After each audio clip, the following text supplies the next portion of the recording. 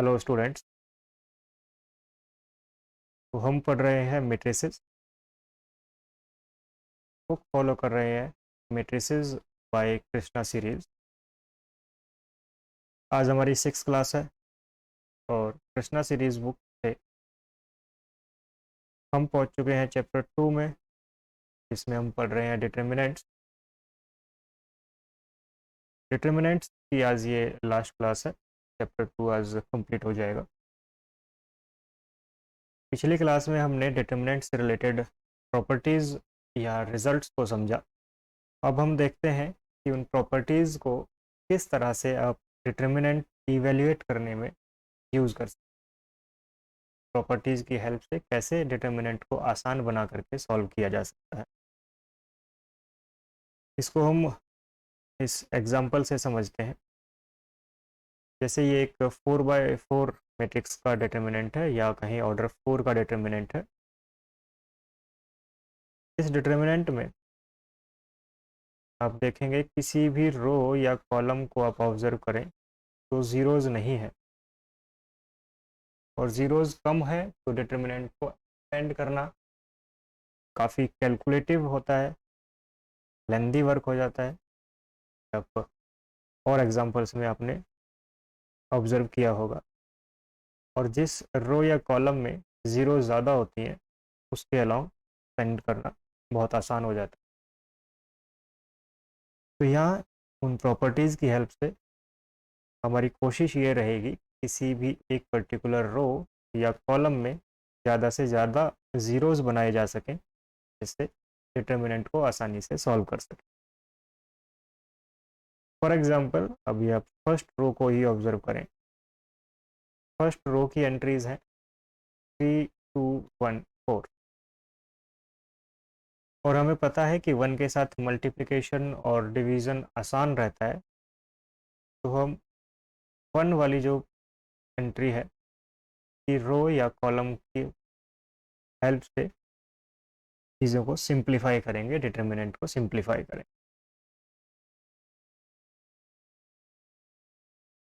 अब जैसे कि यहाँ 1 है, यहाँ 3 है, तो इस 1 को 3 से मल्टीप्लाई करें और इसमें से माइनस कर दें तो 0 हो जाएगा। तो यहाँ आप रिकॉल करेंगे प्रॉपर्टी 7 को, जिसमें ये हमने पढ़ा था डिटर्मिनेंट के किसी भी कॉलम को m टाइम्स मल्टीपल करके किसी अदर कॉलम में जोड़ दिया जाए की कॉरस्पॉन्डिंग एंट्रीज को, तो डिटर्मिनेंट की वैल्यू सेम रहती है। डिटर्मिनेंट की वैल्यू में कोई चेंज नहीं आता है। सेम ही काम आप रो के लिए भी कर सकते थे। किसी भी एक रो में m टाइम्स मल्टीप्लाई किया और उसको अनदर रो में ऐड कर दिया, तो भी डिटर्मिनेंट की वैल्यू में कोई चेंज नहीं आता था। तो इन्हीं प्रॉपर्टीज़ का यूज़ यहाँ करेंगे। जैसा हमने देखा कि 1 को 3 से मल्टीप्लाई करके इसमें से माइनस करेंगे तो 0 हो जाएगा, और ये 1 लाई करता है थर्ड कॉलम में, तो हम यहाँ अप्लाई कर देते हैं।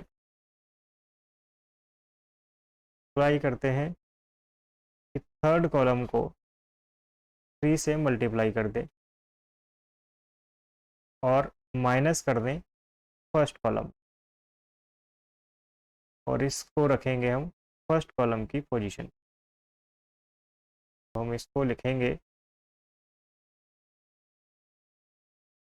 कि फर्स्ट कॉलम में चेंज किया first column -3 times third column. और जब हम ये चेंज अप्लाई करेंगे तो आप पाएंगे इसको 3 से मल्टीप्लाई करके यहाँ से माइनस करें 0, तो 3 से मल्टीप्लाई करके यहाँ से माइनस करें 9, 3 से मल्टीप्लाई करके माइनस करें 7, 3 से मल्टीप्लाई करके माइनस करेंगे 9। और ये एप्लीकेशन हमने सिर्फ अभी फर्स्ट कॉलम में लगाई है, तो यहाँ 0 बन गया है। सेम प्रोसेस अप्लाई करके यहाँ पर सेम प्रोसेस अप्लाई करके हम यहाँ इस पोजीशन पर भी ज़ीरो बना सकते हैं। और ये पोजीशन है आपकी सेकंड कॉलम में, तो इस बार हम सेकंड कॉलम में भी चेंज करके second column -2 times third column, तो ये 2 गुना है थर्ड कॉलम वाली एंट्री का, तो 2 टाइम करके माइनस कर दिया। और जब इस ऑपरेशन को अप्लाई करेंगे 2 गुना करके माइनस कर दिया तो 0, इसको 2 गुना करके माइनस करेंगे 25, इसको 2 गुना करके माइनस करेंगे 13, 2 गुना करके माइनस करेंगे तो 23। थर्ड कॉलम जिसकी हेल्प से हम ये सब कर रहे हैं उसको सेम रखेंगे अभी के लिए, और सिमिलर पैटर्न से हम इसको भी 0 बना सकते हैं। फोर्थ कॉलम में भी चेंज कर देते हैं। Fourth column changes to fourth column -4 times third column, 4 से गुना करें, इसमें से माइनस कर दें, ये होगा 0, 4 से गुना करके माइनस कर देंगे 6, 4 से गुना करके माइनस कर देंगे 5, 4 से गुना करके माइनस कर देंगे, और इस तरह प्रॉपर्टी की हेल्प से हमारी फर्स्ट रो में 3 एंट्रीज 0 हो गई हैं। और अब फर्स्ट रो के अलोंग एक्सपेंड करना आसान है, तो हम इसको एक्सपेंड कर देते हैं, expanding along first row. First row के अलोंग एक्सपेंड किया क्योंकि जिन पोजीशंस पर 0 है उन पर हमें कुछ भी इवैल्यूएट नहीं करना है। हम देखते हैं इस नॉन ज़ीरो एलिमेंट की पोजीशन, ये नंबर है 1 और -1 टू द पावर की पोजीशन है first row third column, first row third column, और उस कॉलम और रो को हटाने के बाद बची हुई मैट्रिक्स का डिटर्मिनेंट।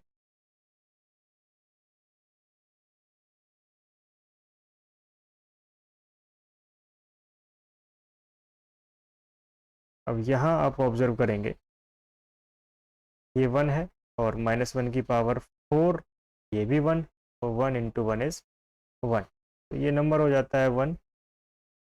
इसको हमें कुछ अलग से नहीं सॉल्व करना है, हमारे पास सिर्फ ये डिटर्मिनेंट बचता है ऑर्डर 3 का। अब इस ऑर्डर 3 के डिटर्मिनेंट को आप फिर से बाय डेफिनेशन किसी भी रो या कॉलम के अलोंग एक्सपेंड कर सकते हैं, या फिर सिमिलर प्रोसेस लगा करके किसी भी रो या कॉलम में ज़्यादा से ज़्यादा 0 बना सकते हैं। जैसे कि यहाँ 6 है और हमें यहाँ 0 बनाना हो, तो पहले हम इसको 6 से डिवाइड कर दें, बनेगा 1, और फिर 9 से मल्टीप्लाई कर दें 9/6, इसको 9/6 से मल्टीप्लाई करके और इसमें से माइनस कर दें तो 0 हो जाएगा। इसी तरह इसको 25/6 से मल्टीप्लाई करें और फिर इसमें से माइनस कर दें, वो भी 0 हो जाएगा। पर इस तरह कंप्यूटेशन जब करेंगे तो ये फ्रैक्शंस में वैल्यूज़ आएंगी, कंप्यूटेशन का लेंदी होगी। इसमें भी अगर हमें किसी भी एक एंट्री पर 1 मिल जाता तो कंप्यूटेशन आसान होती, जिस तरह कि यहाँ हमने आसानी से कर लिया। इसमें आप ऑब्जर्व करें, जैसे फर्स्ट रो और थर्ड रो, तो इन पोजीशंस पर एंट्रीज बिल्कुल सेम है। अगर हम फर्स्ट रो में से थर्ड रो को माइनस कर दें तो 9 - 9 0 हो जाएगा, 6 - 6 0 हो जाएगा। तो हम फर्स्ट रो में से थर्ड रो को माइनस कर दें या थर्ड रो में से फर्स्ट रो को माइनस कर दें, दो पोजीशंस पर 0 हो जाएगा। तो यहाँ हम ऐसा ही करते हैं, अप्लाई कर देते हैं, फर्स्ट रो में चेंज किया, फर्स्ट रो में से थर्ड रो को माइनस कर दिया, या इस प्रॉपर्टी को आप इस तरह लिखेंगे कि थर्ड रो को -1 से मल्टीप्लाई किया और फर्स्ट रो में ऐड कर दिया। फर्स्ट रो में से जब थर्ड रो को माइनस किया तो वैल्यू आई 0। फिर से माइनस करेंगे थर्ड रो को फर्स्ट में से, तो 25 minus 23 is 2। Again 6 minus 6 is 0, और किसी जगह पर कोई चेंज नहीं है, बाकी सारी पोजीशन सेम रहेंगी।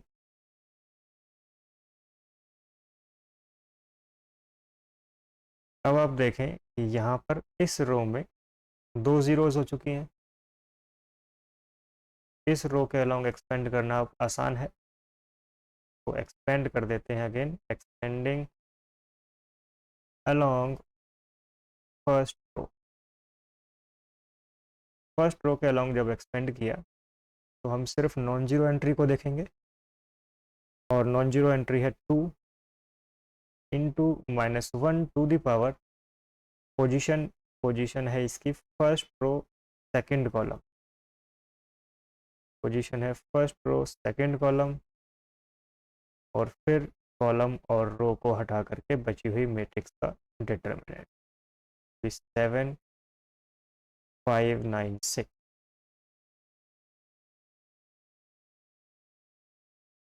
इसको आगे सिंप्लीफाई करेंगे तो 2, और यहाँ से हुआ -1, ये हो गया आपका -2। और इस 2/2 डिटर्मिनेंट को सॉल्व करेंगे तो ये हुआ 7 इंटू 6 -9 इंटू 5 -2 इंटू 42 -45। ये हो जाता है आपका -2 into -3 is coming up to be 6। तो यहाँ एक ये ऑर्डर 4 का डिटर्मिनेंट था करके ये रिड्यूस हो गया ऑर्डर 3 के डिटर्मिनेंट में, और ऑर्डर 3 का डिटर्मिनेंट भी फर्दर प्रॉपर्टीज़ के एप्लीकेशन से रिड्यूस होकर के आ गया ऑर्डर 2 के डिटर्मिनेंट। और ऑर्डर 2 को सॉल्व करना काफ़ी आसान है। इस तरह हमारे पास डिटर्मिनेंट की वैल्यू आसानी से सॉल्व हो करके आ गई सेट। तो इसी तरह किसी भी ऑर्डर का डिटर्मिनेंट हो सकता है, order 4 5 6 3 what ever the order is, आप उसे रिड्यूस कर सकते हैं प्रॉपर्टीज़ की हेल्प से, और रिड्यूस करते हुए ऑर्डर 3 ऑर्डर 2 के डिटर्मिनेंट तक ला सकते हैं और इवेल्युएट कर सकते हैं। अब हम थोड़ा थ्योरेटिकल एग्जांपल देखते हैं। इस प्रॉब्लम में कहा है कि ये प्रूव कीजिए कि जो डिटर्मिनेंट है ऑर्डर 3 का, इसकी वैल्यू है a minus b, b minus c, c minus a का प्रोडक्ट। अब ये ऑर्डर 3 का डिटर्मिनेंट है। बेहतर है कि हम प्रॉपर्टीज़ अप्लाई करके इसे ऑर्डर 2 के डिटर्मिनेंट में चेंज कर लें, कि हमारे लिए आसानी रहेगी। और ऑर्डर 2 में चेंज करने के लिए, जैसा हमने पिछले एग्जांपल में ऑब्जर्व किया, किसी पोजीशन पर अगर हमें 1 मिल जाए तो हमारे लिए कंप्यूटेशन काफ़ी आसान होती है। और यहाँ आप ऑब्जर्व करेंगे कि पूरे एक कॉलम में 1 है, कंप्यूटेशन काफ़ी आसान हो जाएगी। हम इस 1 वाली पोजीशन को ही यूज़ कर लेते हैं। तो ये पोजीशन है, अगर हम इस तरह से इसको ऑब्जर्व करें, यहाँ 1 है, यहाँ 1 है और यहाँ 1 है, तो ये पोजीशन है आपकी फर्स्ट रो में, अगले वाली पोजीशन है सेकंड रो में, और उससे अगले वाली पोजीशन थर्ड रो। तो हम सेकंड रो में से फर्स्ट रो को माइनस कर देते हैं, यहाँ 0 बन जाएगा।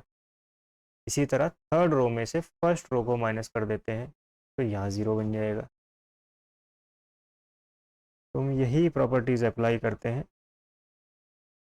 सेकंड रो में चेंज किया, second row minus first row, और साथ में थर्ड रो को चेंज किया, third row minus first. Determinant बन के आता है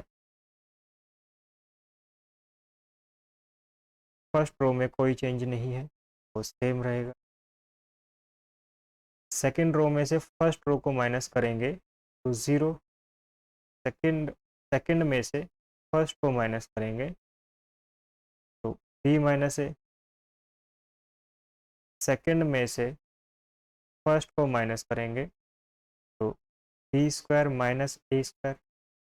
इसी तरह थर्ड में 0 सी माइनस ए और C square minus A square.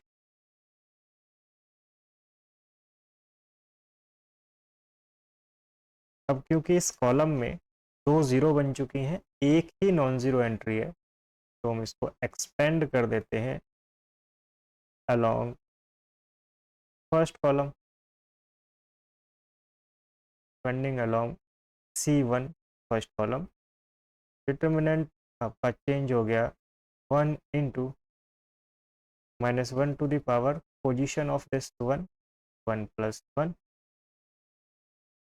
और कॉलम और रो को हटाने के बाद बची हुई matrix B minus A, B minus B square minus A square, C minus ए और सी स्क्वायर ए।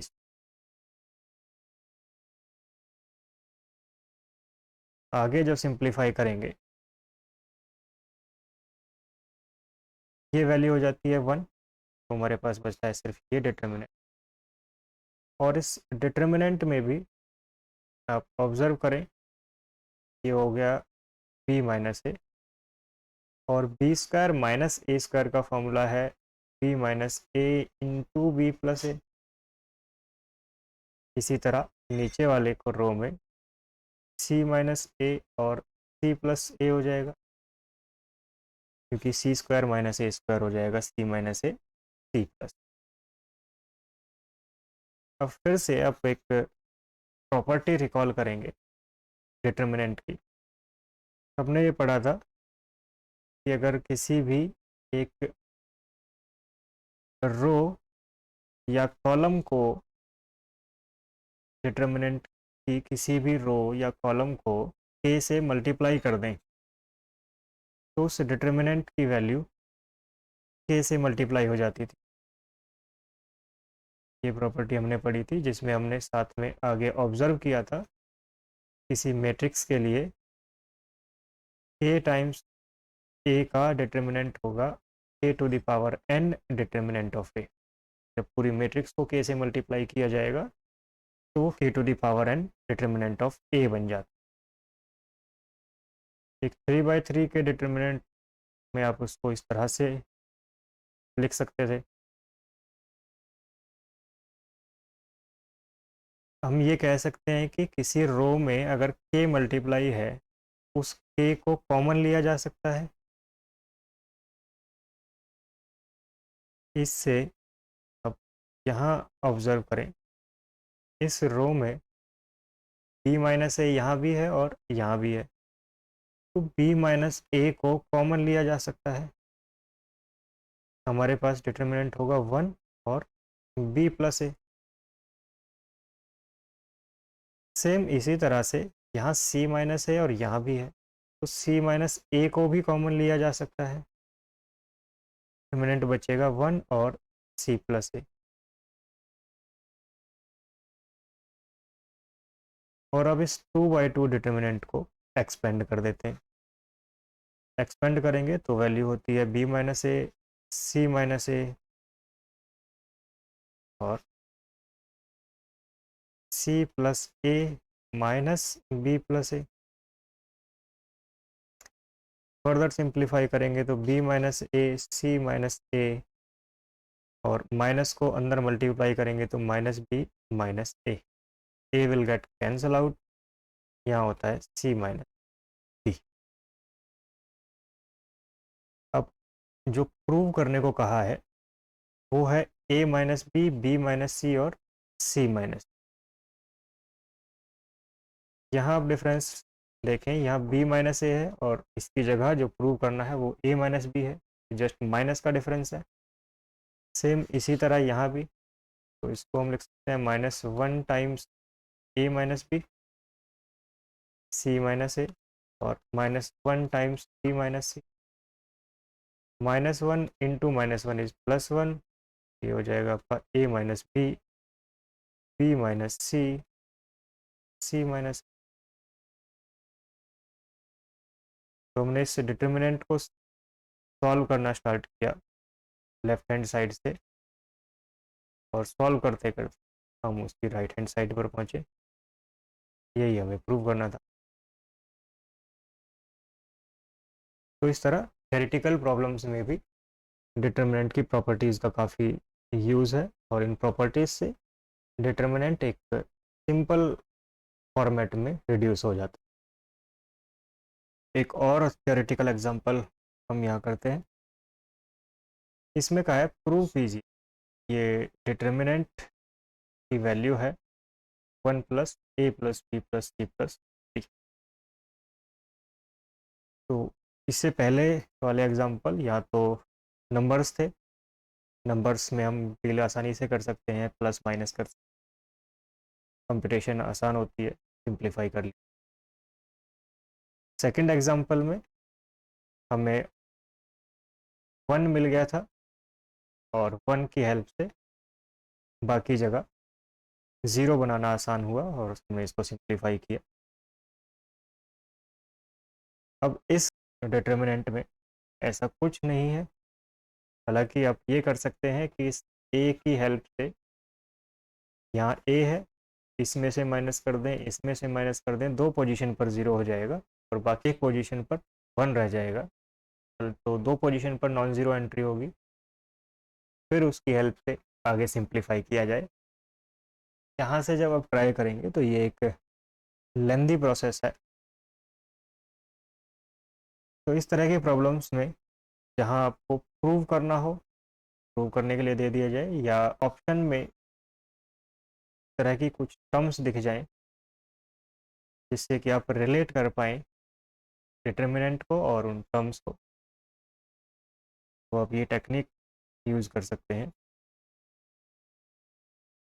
जैसे यहाँ है 1 plus A plus B plus C plus D.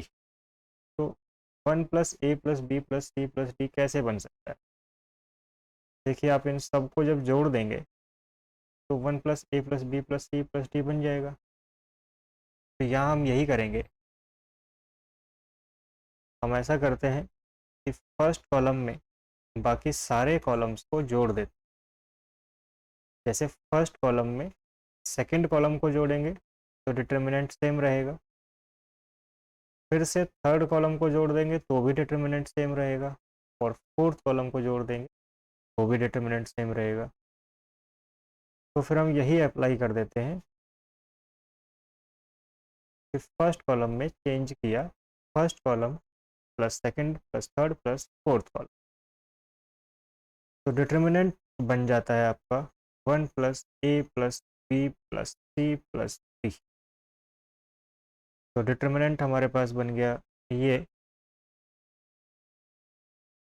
इस डिटर्मिनेंट में आप ऑब्जर्व करें कि पहले कॉलम में सारी एंट्रीज सेम है, और जब सेम एंट्री किसी कॉलम में मिल जाए या रो में मिल जाए तो कॉमन लिया जा सकता है, जैसा कि हमने पिछले 2x2 एग्जाम्पल में देखा।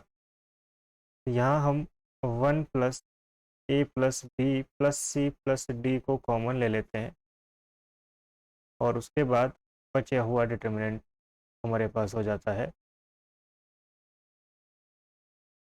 जब हमने 1 plus B A plus B plus C plus D को कॉमन ले लिया तो डिटर्मिनेंट में फर्स्ट कॉलम हो गया 1, और बाकी बचा हुआ डिटर्मिनेंट हमारा सेम रहा। अब आप इसे रिलेट कर सकते हैं पिछले एग्जाम्पल के साथ।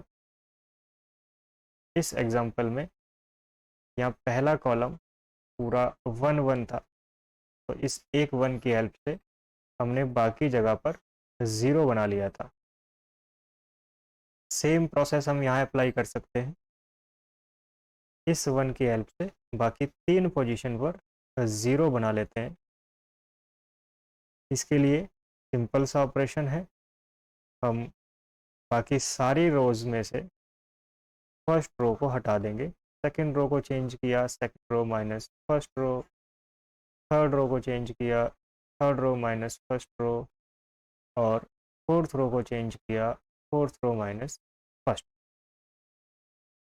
जब ये ऑपरेशन अप्लाई करेंगे फर्स्ट रो में कोई चेंज नहीं है, ये हमारी सेम है।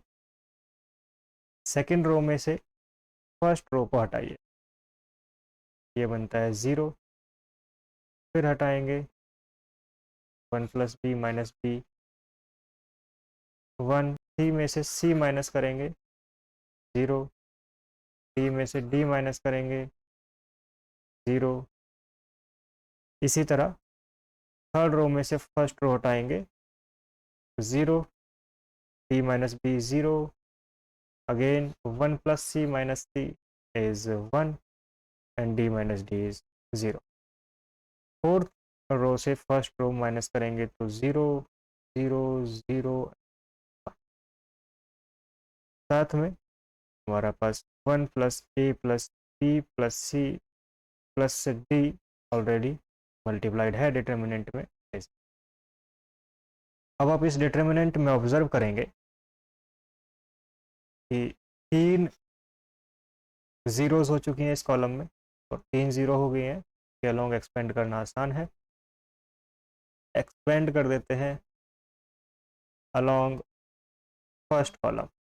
जब फर्स्ट कॉलम के अलोंग एक्सपेंड किया, फिर से सेम प्रोसेस, विल बी 1 × -1 + 1, और बचा हुआ 3/3 डिटर्मिनेंट, क्योंकि एक आइडेंटिटी मैट्रिक्स, और आइडेंटिटी मैट्रिक्स का डिटर्मिनेंट हमने पढ़ा था, वो होता है 1। तो ये वैल्यू हो जाएगी 1, और यहाँ पर -1⁻2 × 1, ये भी 1, 1 × 1 is 1, बस वैल्यू बचती है सिर्फ 1 + a + b + c + d, जो कि राइट हैंड साइड है। यही हमें प्रूव करना था। तो इस तरह डिटर्मिनेंट की प्रॉपर्टीज़ को यूज़ करके हम डिटर्मिनेंट्स को आसान बना सकते हैं। इस तरह की प्रॉब्लम्स आपको बुक में काफ़ी मिलेंगी। कुछ प्रॉब्लम्स में कुछ स्पेशल ट्रिक्स भी यूज़ होती हैं।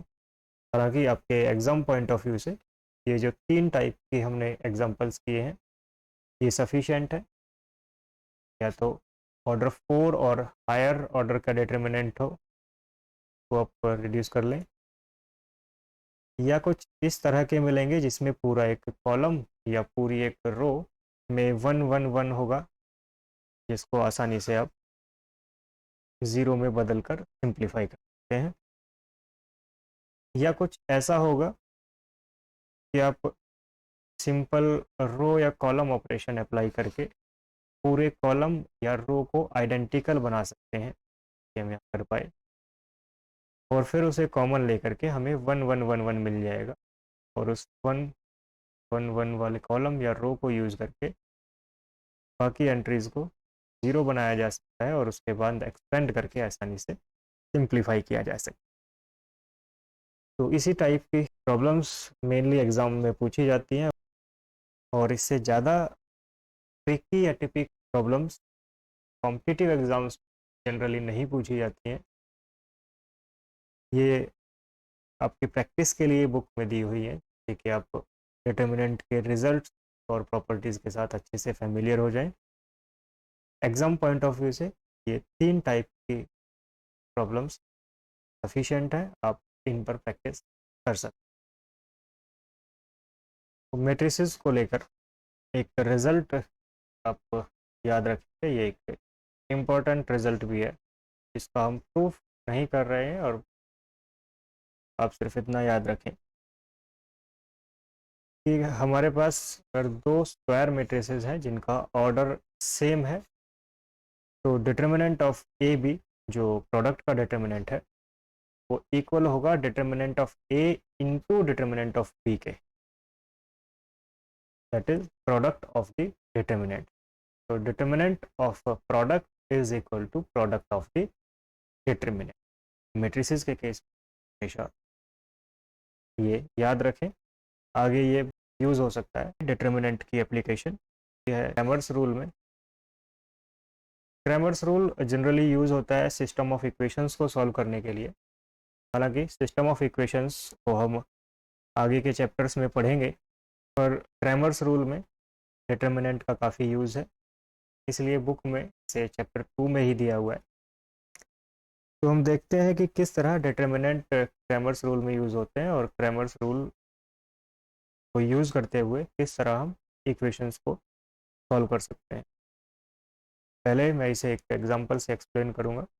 जैसे इस एग्जांपल में कहा है solve the following system of equations, और इक्वेशंस हमारे पास हैं ये।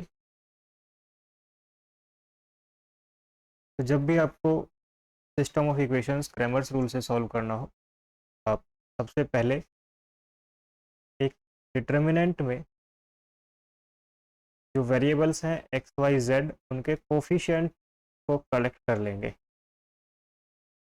एक्स का कोफिशिएंट 1, वाई का कोफिशिएंट 2, जेड का कोफिशिएंट 3, 1 2। इसी तरह एक्स का कोफिशिएंट 2, वाई का 4, जेड का 1, एक्स एक्स का कोफिशिएंट 3, वाई का कोफिशिएंट 2, जेड का कोफिशिएंट 9। और एक दूसरे कॉलम में या कहीं कॉलम मैट्रिक्स में राइट हैंड साइड कॉलम को कलेक्ट। फिर आपको सबसे पहले इस डिटर्मिनेंट को इवैल्यूएट करना है।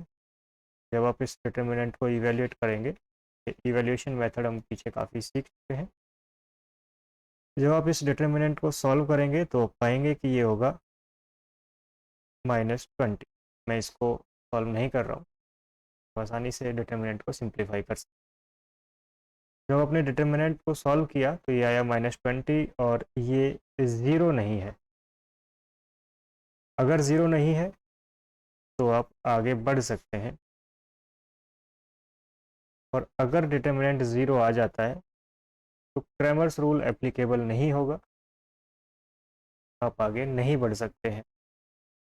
फिर कुछ और मेथड्स हमारे पास होंगे जो कि हम आगे के चैप्टर्स में सीखेंगे। तो क्योंकि ये क्रैमर्स रूल के लिए हमने प्रॉब्लम ली है, तो इस केस में डिटर्मिनेंट आया है -2 जो कि नॉन ज़ीरो है, तो हम आगे बढ़ सकते हैं। फिर आपको अगले स्टेप में कैलकुलेट करना है दूसरा डिटर्मिनेंट, जिसको मैंने नाम दिया डेल्टा 1 से।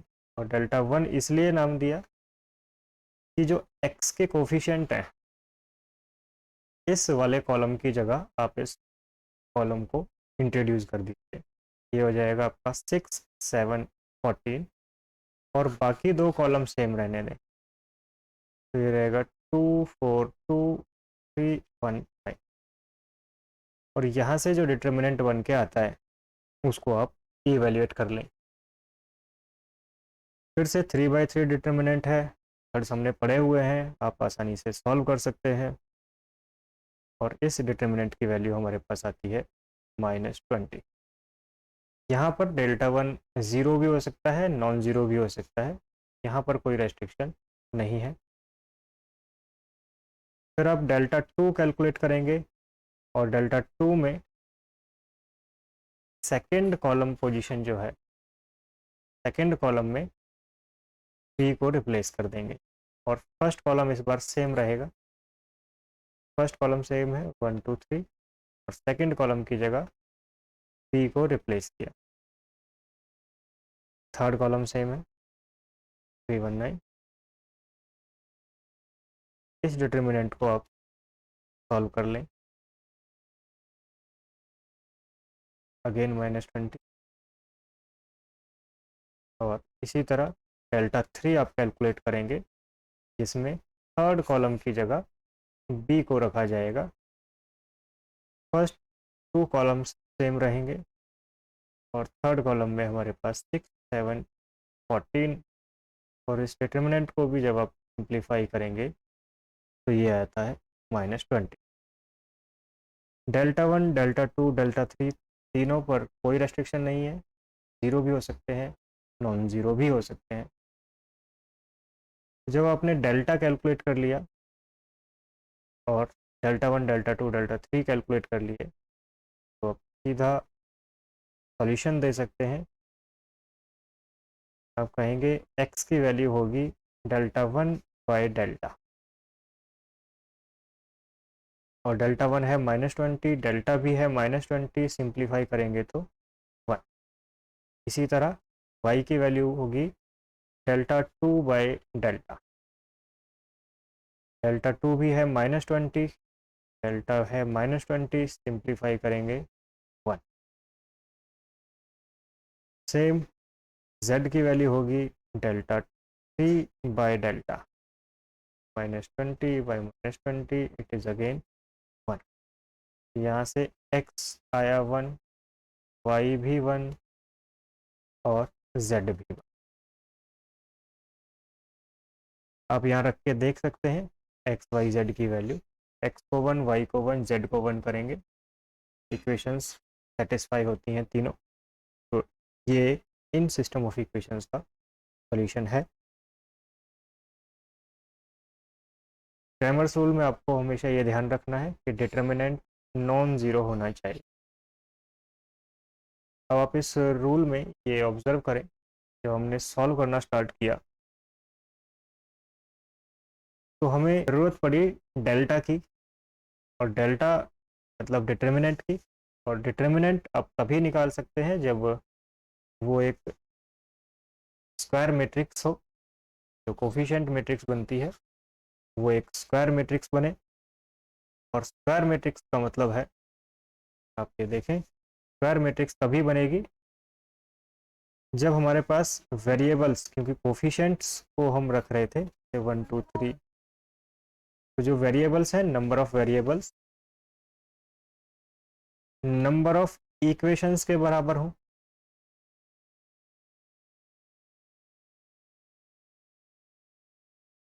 जब number of variables number of equations के बराबर होंगे तभी एक डिटर्मिनेंट बन पाएगा और सॉल्व हम कर सकते हैं। तो क्रैमर्स रूल तभी एप्लीकेबल है, ये रेस्ट्रिक्शंस हैं,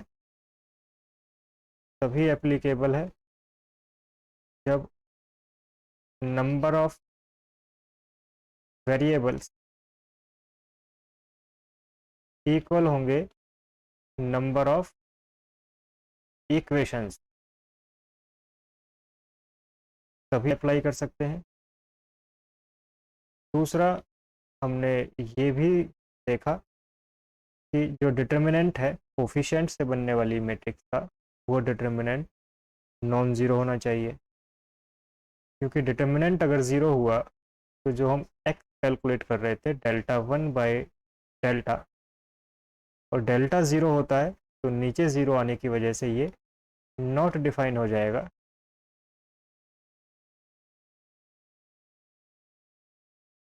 अगर हमारा डेल्टा ज़ीरो हो जाता है तो डेल्टा ज़ीरो नहीं हो सकता है, डेल्टा नॉन ज़ीरो होना चाहिए, साथ में number of variables number of equations के बराबर हो, तभी क्रैमर्स रूल एप्लीकेबल होगा।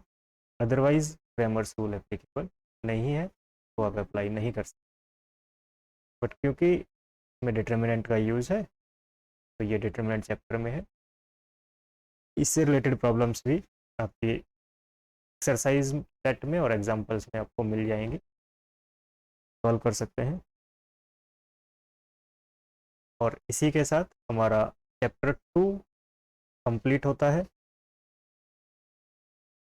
अगले क्लास में हम चैप्टर 3 स्टार्ट करेंगे, जिसमें हम इनवर्स ऑफ मैट्रिक्स पढ़ेंगे। इस क्लास को हम यहीं ख़त्म करते हैं, मिलते हैं अगली वीडियो में। Thank you.